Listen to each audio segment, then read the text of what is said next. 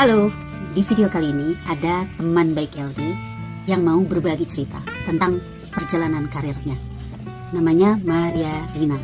Baju yang saya pakai hari ini itu di endorse oleh Maria Rina. Ini baju brokat. Untuk diketahui, LD itu underestimate ya sama brokat. Karena kalau dipakai itu pertama suka gatal-gatal, terus panas.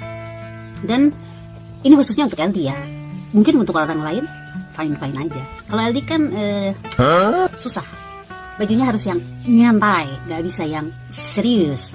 Jadi selain gatal, panas juga jadi merasa jadi orang lain. Jadi berasa dalam sebuah penyamaran. Nah, masalahnya begitu teman saya ini menawarkan brokat, saya agak gimana gitu ya. Tapi begitu jadi dan saya pakai itu kok adem ya. Gitu. Nah itu ternyata Maria Rina punya triknya, dan karena beliau sudah memahami karakter saya, jadi baju yang dipakai pas. Tapi sebelumnya, before that, jangan lupa di subscribe channel kecil ini supaya menjadi berkembang dan kita bisa saling share, berbagi pengalaman, berbagi cerita, juga melihat sekilas info. Jadi walaupun kita sekarang ada di rumah tapi tetap up to date. Keren. Halo, selamat sore Ibu Maria Rina. Apa kabarnya? Selamat sore Ibu Eldi. Baik. Gimana nih sekarang? Kerjanya lancar? Ya, menghadapi COVID soalnya. Alhamdulillah puji Tuhan saat ini masih lancar-lancar. Alhamdulillah. Kalau Ibu Maria Rina ini profesinya apa sih? Profesi ya? Kalau yang kerjaan yang sekarang saya kerjakan ya, itu berawalnya dari saya hobi menjahit. Mulai dari umur berapa tuh? Kalau hobi masih dari kecil ya. Dulu masih cuman berdasarkan baju yang udah jadi, dijiplak di kain. Jadi begitu jahitnya juga bukan pakai mesin, pakai tangan. Nah, terus kalau ngeliat ibu kan, nah, kebetulan kan di rumah ada mesin jahit tuh. Cuman nggak boleh pakai, kita mah anak-anak nanti rusak gitu. Jadi cuma ngeliat, tapi pengen banget bisa, tapi nggak dikasih. Jadi ya udahlah pakai jarum jahit tangan. Nah, mulai ya makin besar akhirnya boleh megang mesin. Pertama belajar nggak pakai benang. Jahit dulu, yang penting bisa namanya jahit pakai mesin kaki ya. Yang penting bisa maju aja dulu. Nah, itu udah bagus kalau bisa. Latihan dulu gitu ya. Bolak balik ya. Kalau misalnya langsung belajar pakai mesin yang sekarang, yang mesin yang udah otomatis juga, mesin yang besar. Iya, masih yang klasik berarti. Nggak akan ada istilah bolak balik. Kalau orang sekarang kalau belajar itu udah bisa lebih gampang. Karena mesinnya tidak sesulit mesin kaki gitu. Itu yang masih manual gitu kan, nggak pakai listrik. Kan saya dulunya awalnya kerja di perusahaan garment. Di perusahaan garment itu saya bukan di bidang jahit ya, kerjanya di administrasi biasa aja. Jadi sering lihat. Nah, karena kepengen banget lihat orang jahit bagian sampel, pengen banget saya kerja di bagian sampel. Makanya saya mulai kursus, diseriuskan. Bikin sampel itu, bikin baju awal. Contoh ya. Baju awal contoh untuk diproduksi. Nah itu awalnya saya tertarik dengan orang-orang yang kerja di bagian sampel. Makanya saya tapi saya kalau cuma jahit lurus aja gitu saya bisa. Tapi kan nggak begitu. Yang saya pengen bisa itu dari awal, dari bikin pola segala macam itu saya pengen banget bisa. Nah makanya saya mulai kursus. Kursus setiap pulang kerja jam 5 gitu, mulai kursusnya habis maghrib sampai malam. Jadi saya ingat saya dulu kursus itu waktu masih kerja. Jadi pulang kerja kursus gitu kan. Kemudian setelah hamil berhenti kursus karena ya berbagai alasan. Hamil kan apalagi hamil pertama, kan banget, jadi nggak selesai sebenarnya, baru tingkat dasar. Tapi itu dengan berbekal tingkat dasar itu belum sempat dapat sertifikat ya. Cuman ya karena keinginan yang kuat, mungkin saya pengen banget bisa, akhirnya beranikan diri menerima jahitan di rumah. Soalnya saya merasa udah bisa lah, ada jahitan gitu doang, ya belilah mesin jahit. Mesin jahit pertama itu saya dulu beli merek Singer ya, yang tetap saya beli yang sesuai ibu saya punya gitu, sama mesin kaki gitu. Cuma sama saya dimodif pakai dinamo kecil supaya nggak usah capek kaki. Setelah saya berhenti kursus, kemudian saya melahirkan dulu, baru saya menerima jahitan di rumah. Awalnya tetangga aja, beranikan diri. Terus pindah ke sini, hanya gitu-gitu tuh belum banyak sih, 1-2 aja tetangga kiri kanan gitu kan. Kalau sekarang kerja atau buka usaha di rumah? Sekarang kerja ya, usaha di rumah juga ya. Waduh. Nah, setelah saya ngerasa punya pengalaman bikin baju orang, kebetulan suami saya juga pas lagi menganggur waktu itu, saya terpacu lah buat ngelamar kerjaan. Akhirnya cita-cita saya yang dulu saya pengen banget kerja di bagian sampel, jadi terpancing kembali akhirnya saya melamar beberapa perusahaan untuk pengen bekerja di garment dan di bagian sampel, terutama bikin pola. Itu benar-benar cita-cita dari awal dulu saya bekerja itu saya pengen banget di situ, benar-benar akhirnya dilaksanakan. Ternyata diterima di salah satu perusahaan yang kebetulan dekat juga, nggak terlalu jauh dari rumah. Dan perusahaannya itu mau menerima gitu dengan saya yang cuma pengalaman menjahit di rumah tanpa ada ijazah dari Cepat jahit ya, kursus jahit. Kursus jahit itu nggak ada ijazah, dan mereka mau mempekerjakan saya, mentraining saya awalnya selama 3 bulan, dan akhirnya saya bisa bekerja di situ. Jadi cita-citanya bukan jadi dokter ya? Bukan. Dulu tuh kecil banget pengen jadi guru. Oh gitu. Terus akhirnya jadi penjahit ya? Akhirnya jadi penjahit. Saya terima jahitan itu terutama setelah suami saya meninggal, karena sebelumnya saya nggak tidak menerima jahitan di rumah. Bagi waktunya gimana tuh? Jadi waktunya ya mungkin yang di rumah karena tidak pasang iklan ya, mungkin yang jahitnya cuma yang kenal-kenal aja. Dari mulut ke mulut gitu ya? Kayak teman-teman datang ke rumah, ih bisa jahit ya? Ya aku mau jahit dong. Ya boleh. Terus akhirnya Pak saling informasi, akhirnya ya cuma teman-teman juga yang lumayan dia tuh sampai jam 12 malam karena mengejar target. Kalau sebelum COVID sih banyak banget ya. Setelah berarti ada efeknya ya? Mulai COVID itu mulai cuma 1-2 aja. Gitu. Itu biasanya prosesnya berapa lama kalau bikin baju? Mana modal sih? Kalau rumit berarti lebih lama gitu? Itu biasanya proses itu kalau misalnya dari awal sampai akhir misalnya cuma 1 itu aja yang dikerjain ya paling sehari 2 hari lah kalau misalnya dress biasa. Kalau blouse mungkin sehari beres. Saya suka dress sebenarnya sih. Gaun. Dress. Saya lebih menyukai dress karena nggak tahu ya, senang aja karena senang liatnya. Jadi ngerjain juga senang. Mewah gitu ya. Terus ada yang pernah gagal nggak? Gagalnya sih dalam arti misalnya kan kalau jahit satuan itu beda sama yang pabrikan.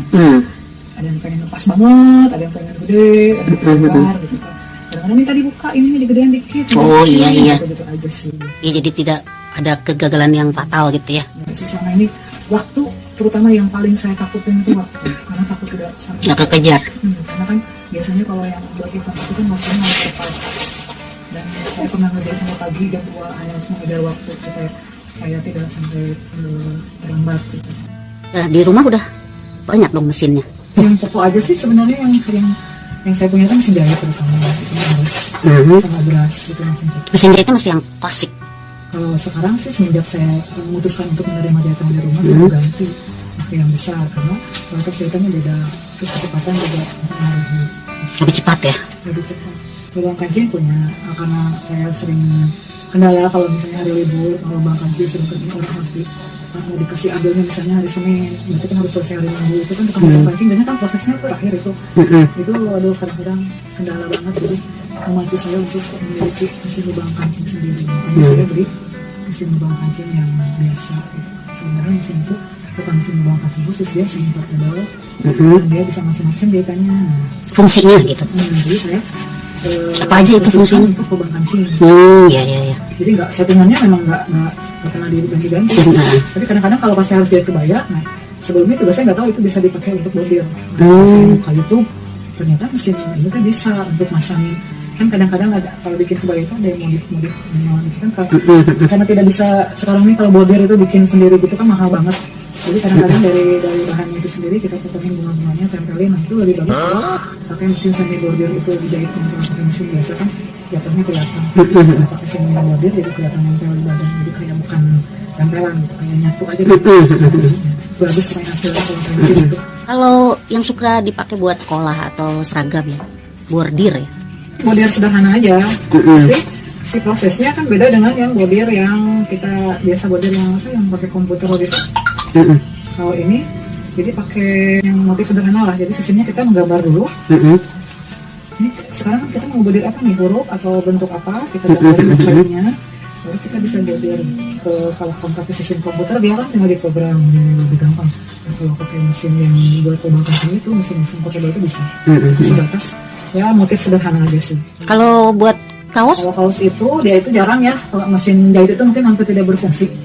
Kalau untuk jahit kaos itu, kalau bikin baju kaos oblong biasa itu yang pakai ring biasa kayak ini model gini ya, itu dia cuma butuh mesin obras sama mesin overdeck buat cleannya. Karena kalau kaos itu kan dia bahannya beda, itu cara ngelinnya dia itu harus pakai mesin overdeck. Sama buat hampir tidak memakai mesin jahit biasa. Iya, iya. Cuma obras benang 4, langsung obras benang 3. Jadi sistemnya tuh seobras udah ada langsung ada jahitannya. Iya, iya, iya. Itu lebih cepat kalau bikin obras gitu. Kalau saya mulai ramenya itu kayak berawal itu saya bikin saya berani itu saya pertamanya bikin kostum.